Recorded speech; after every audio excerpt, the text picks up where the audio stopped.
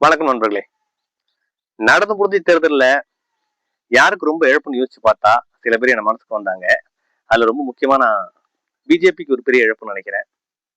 ஒரு காலத்துல பிஜேபி தீவிரமா வளருது அண்ணாமலை தலைவரானதுக்கு அப்புறம் அப்படின்னு ஒரு கருத்து இருந்தது. அது கருத்து மட்டும் இல்ல, உண்மையிலேயே அது மாதிரியான ஒரு சமீட்சை தமிழ்நாட்டுல இருந்தது. அவங்களும் நாடாளுமன்ற தேர்தல் கிட்டத்தட்ட 11% ஓட்டுலாம் வாங்கினாங்க.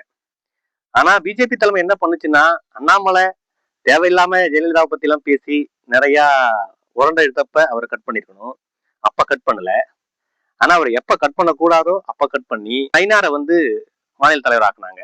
நயினார் வந்ததுக்கு அப்புறம் ஒன்றும் பெரிய பேசுபொருளாவே கட்சி இல்ல, திரும்ப அதோட டவுன்ஃபாலுக்கு போயிடுச்சு. எப்படியாவது அதிமுக அழிச்சிட்டு அதிமுக நம்ம வந்து உட்காந்துக்கிட்டு திமுக வர்சஸ் பிஜேபி அப்படின்னு கொண்டு போலாம் அப்படின்னு அவங்க யோசிச்சாங்க.